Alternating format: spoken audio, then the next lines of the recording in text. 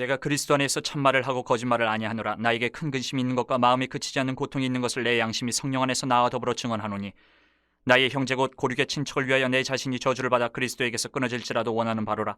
그들은 이스라엘 사람이라. 그들에게는 양자됨과 영광과 언약들과 율법을 세우신 것과 예배와 약속들이 있고, 조상들도 그들의 것이요 육신으로 하면 그리스도가 그들에게서 나셨으니 그는 만물 위에 계셔서 세세의 찬양을 받으실 하나님이시니라. 아멘. 그러나 하나님의 말씀이 폐하여진 것 같지 않도다. 이스라엘에게서 난 그들이 다 이스라엘이 아니요 또한 아브라함의 씨가 다 그의 자녀가 아니라 오직 이삭으로부터 난 자라야 내 씨라 불리리라 하셨으니, 곧 육신의 자녀가 하나님의 자녀가 아니요 오직 약속의 자녀가 씨로 여기심을 받느니라. 약속의 말씀을 이것이니 명년 이때에 내가 이르리니 사라에게 아들이 있으리라 하심이라. 그뿐 아니라 또한 리브가가 우리 조상 이삭 한 사람으로 말미암아 임신하였는데, 그 자식들이 아직 나지도 아니하고 무슨 선이나 악을 행하지 아니한 때에 택하심을 따라 되는 하나님의 뜻이 행위로 말미암지 않고 오직 부르시는 이로 말미암아 서게 하려 하사, 리브가에게 이르시되 큰 자가 어린 자를 섬기리라 하셨나니, 기록된 바 내가 야곱은 사랑하고 에서는 미워하였다 하신 것 같으니라. 그런즉 우리가 무슨 말을 하리요? 하나님께 불의가 있느냐? 그럴 수 없느니라. 모세에게 이르시되 내가 긍휼히 여길 자를 긍휼히 여기고 불쌍히 여길 자를 불쌍히 여기리라 하셨으니, 그런즉 원하는 자로 말미암음도 아니요 다름박질하는 자로 말미암음도 아니요 오직 긍휼히 여기시는 하나님으로 말미암음이니라. 성경이 바로에게 이르시되 내가 이 일을 위하여 너를 세웠으니 곧 너로 말미암아 내 능력을 보이고 내 이름이 온 땅에 전파되게 하려 함이라 하셨으니, 그런즉 하나님께서 하고자 하시는 자를 긍휼히 여기시고 하고자 하시는 자를 완악하게 하시느니라. 상대방의 마음 또 상대방의 의도를 잘 알지 못하면 우리가 오해하는 수가 많습니다. 오해라는 것이 우리 인간과 인간과의 관계를 깨트리는 수가 생기고, 어떻게 심할 때는 돌이킬 수 없는 정말 좋지 않은 비극 같은 결과를 낳을 때도 있어요. 오해가. 그런데 이 거꾸로 거슬러 올라가 보면 아무것도 아닌데 그 사람의 마음과 의도를 잘못해서 결과가 정말 좋지 않게 나오는 경우들이 있어요. 그래서 상대방의 마음을 헤아리고 왜 그런 말을 했는지, 왜 그렇게 행동했는지 그 의도를 잘 파악을 해야 우리가 관계를 정말 아름답게 이어갈 수 있습니다. 교회 공동체도 그렇고 밖에 우리가 살아가는 세상의 공동체도 그렇습니다. 그런데 하물며 나와 하나님과의 관계는 어떨까? 당연히 더 그렇죠. 하나님의 마음을 우리가 잘 알고 하나님의 뜻을 잘 헤아릴 수 있다면 우리 신앙생활은 정말 더 깊어지고 더 풍성해질 수 있습니다. 하나님은 우리 중심을 다 알고 계세요. 그런데 우리가 하나님 마음을 곡해를 해서 이해를 잘 못해가지고 엉뚱한 결과가 나올 때가 있다는 거예요.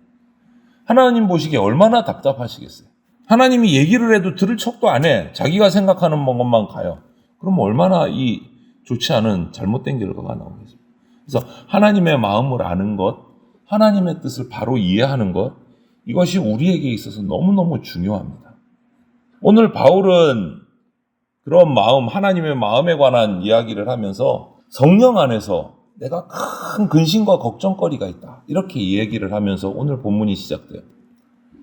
그 근심과 걱정이 뭐냐고 보니까 자기를 위한 게 아니고 내 민족, 유대 민족을 향한 걱정과 근심이었어요. 유대인들이 구원은 받는다, 우리는 하나님께 선택받은 선민이다, 이런 것만 바짝 세워서 목에 힘을 주고 있으면서 정작 구원받지 못할 행동으로 살아간다. 그러니까 바울은 이래요. 정말 대단한 마음을 가지고 있어요. 내가 하나님께 저주를 받아서 예수 그리스도로부터 끊어져도 괜찮으니까 우리 유대인들이 좀 구원받았으면 좋겠다. 예수님께로 돌아왔으면 좋겠다. 그런 마음을 가지고 있어요. 엄청난 거죠. 그러면서 기도를 하는 거예요. 이런 모습을 보면 구약에서 이스라엘 민족을 광야로 해서 가나안까지 인도하는 그 모세가 이스라엘 민족을 위해서 기도했던 거하고 비슷한 거예요. 핍박을 당해요. 같은 동족들한테 핍박을 당하고 인정받지 못하고 욕먹고, 이건 모세도 그렇고 바울도 그렇고 똑같은 거예요. 이방인들한테 전하면 잘 받아들이는데 같은 동족인 유대인에게 전하면 핍박하고 옥에 가두고, 그러면서도 끝까지 사랑하는 거예요. 모세도 그렇고 바울도 그렇고.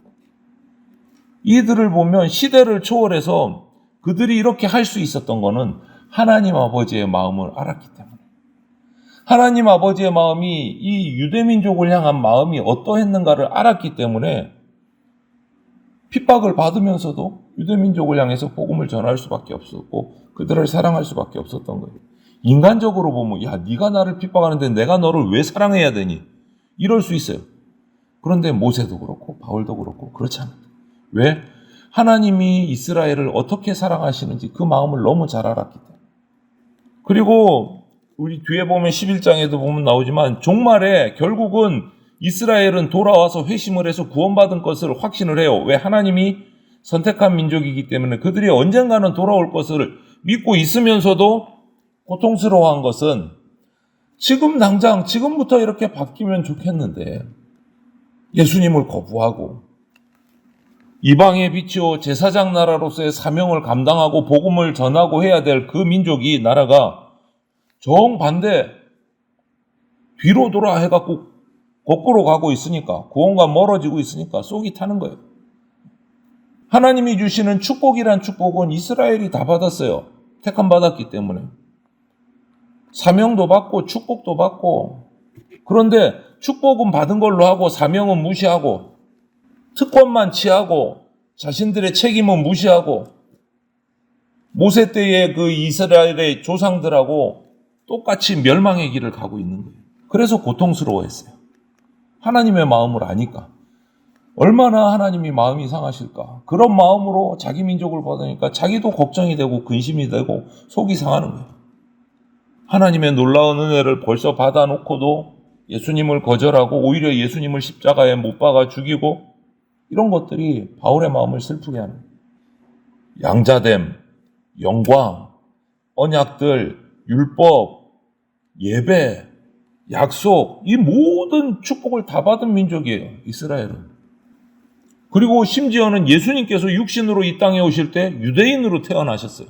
이것도 엄청난 축복이잖아요. 바울은 그래서 예수님을 말할 때마다 막 가슴이 벅찬 거예요. 그 마음을 아니까. 그는 만물 위에 계셔서 세세히 찬양을 받으실 하나님이시라. 아멘. 이러면서. 그러니까 그 마음을 품으니까 자기를 핍박하는 동족들을 끝까지 미워하지 않고 계속 복음을 전하는 거예요. 그것도 원동력이 하나님의 마음을 품었습니다. 거절을 당하는데도 또 복음을 전하는 거예요. 하나님의 마음을 아니까. 그리스도께서 그 바울 안에 거하신 거예요. 지금도 저와 여러분 안에 계신 예수님께서 그리스도께서 슬픔 많은 세상에 우리를 통해서 위로를 베풀기를 원하십니다. 그러니까 우리는 계속 그 사람들을 미워할 수 없는 거예요. 그 사람들이 우리를 핍박해도. 하나님은 그 사람조차도 구원하시고자 하시니까. 오늘 본문을 보니까 유대인들이 큰 착각을 하고 있어요. 이스라엘에서 태어난 유대인이라고 해서 전부 다 유대인이 아닌 거예요. 전부 다 선민이 아닌 거예요. 아브라함의 자손이라고 전부 다 하나님이 축복하신 아브라함의 자손이냐, 복된 자손이냐, 약속의 자손이냐, 아니다라는 거예요. 착각하지 말라는 거예요, 바울은. 왜? 유대인들은 그렇게 착각하고 있으니까. 우리는 아브라함의 자손이다. 그러니까 우리는 자동으로 구원받는다. 그거 아니다. 하나님은 그렇게 말씀하신 적 없다.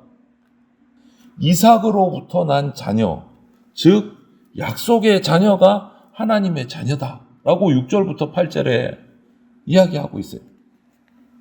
말씀의 약속 안에서 하나님 아버지의 마음, 그 사랑이 담겨있고 그 사랑을 받은 자녀가 약속의 자녀고 구원받는 자녀다. 그렇게 얘기하는 거예요. 그러면서 창세기 말씀을 인용을 해요. 하나님이 주신 약속은 아브라함의 자손은 다 구원받는다가 아니고 뭐라고요? 내년 이맘때 사라에게 아들이 있으리라 라고 하신 거예요. 그를 통해서 민족을 번성케 하겠다. 그가 누굽니까? 이삭이요. 아브라함과 사라는 아이를 낳을 수 없는 육신의 상태였어요. 바랄 수 없는 중에 하나님 아버지를 신뢰하고 말씀을 믿고 그 말씀대로 하나님께서 이삭을 주신 거예요. 이삭의 자손이 약속의 자녀인 거예요. 믿음 안에서 약속의 이삭을 주셨어요. 같은 믿음 안에서 예수 그리스도를 믿는 우리를 약속의 자녀로 삼아 주신 거예요. 이 말은 아브라함의 자손이라고 다 구원받는다. 아니다. 약속받은 이삭의 자손이라야 된다. 그 말을 오늘날 버전으로 바꾸면 교회 나온다고 다 구원받는 하나님의 자녀냐? 아니다. 예수 그리스도를 믿고 예수 그리스도 안에 머무는 자가 약속의 자녀가 된다. 이 말이에요. 그런데 이스라엘 백성은 착각하고 있었는 거예요. 우리는 아브라함의 후손이다. 우리는 구원받는다. 아무도 건들지 못한다. 완전히 오해를 하고 있었던 거예요. 하나님의 마음이, 하나님의 약속이, 하나님의 뜻이 뭔지를 완전히 오해하고 있었던 거예요. 그러니까 그 모습을 보니까 바울은 속이 타는 거예요. 저게 아닌데, 하나님의 말씀은 저게 아닌데, 저것이 아닌데. 애초에 하나님은 아브라함의 혈통이 저절로 구원받는다, 이렇게 말씀하신 적이 단 한 번도 없어요. 보세요. 아브라함의 후손 중에 이스마엘도 있어요. 야곱도 있어요. 근데 이스마엘의 가문이 구원받았습니까? 아니요. 떨어져 나갔어요. 에서의 족속으로 가고, 에서의 족속은 에돔이 되고, 에돔은 멸망당했단 말이에요. 야곱을 통해서 야곱의 이름이 나중에 어떻게 바뀝니까? 이스라엘로 바뀐단 말이에요. 그 야곱, 이삭으로 흘러나오는 후손이 구원받는 족속이 된단 말이에요.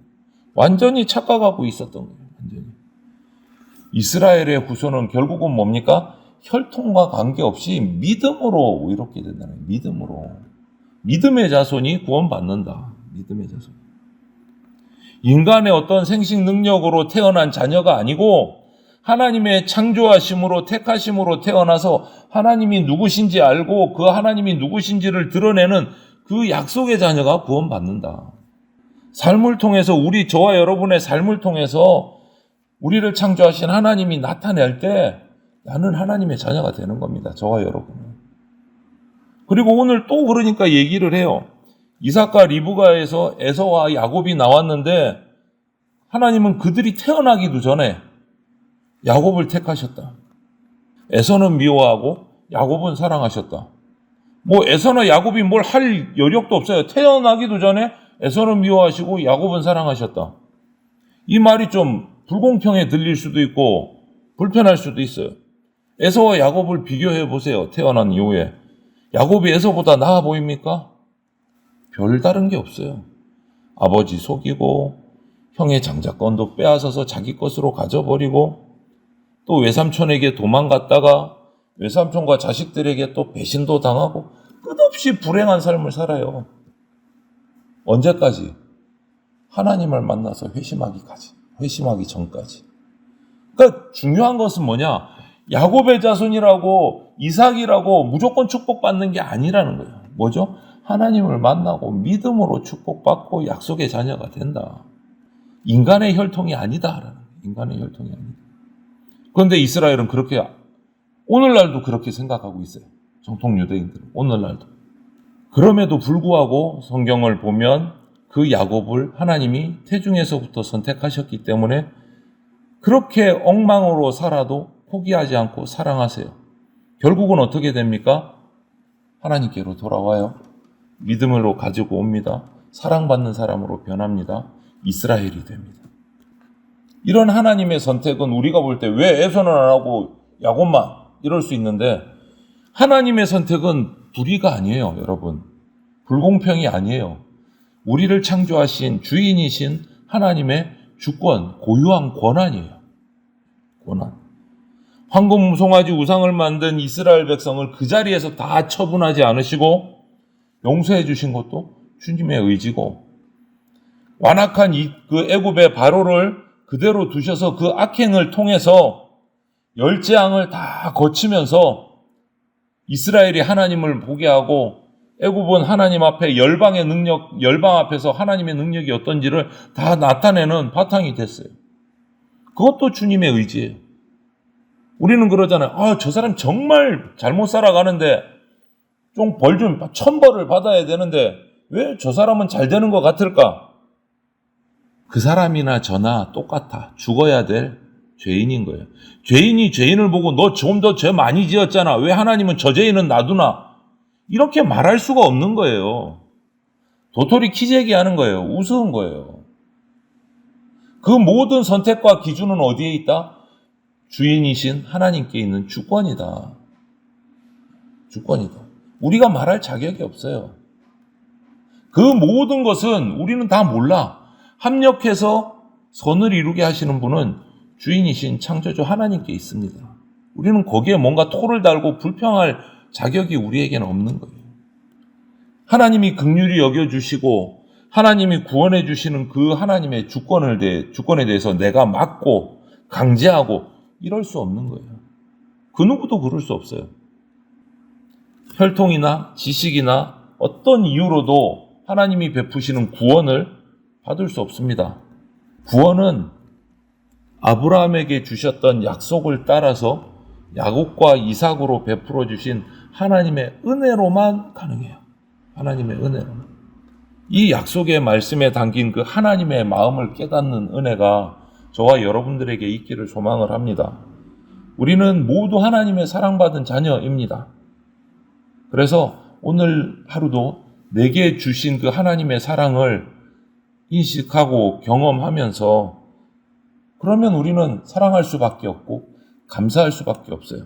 그래서 그런 사랑과 감사와 찬양으로 예배하는 삶을 매 순간 살아내는 그러한 복된 하나님의 약속의 자녀들로 살아가시기를 주님의 이름으로 축원을 드립니다.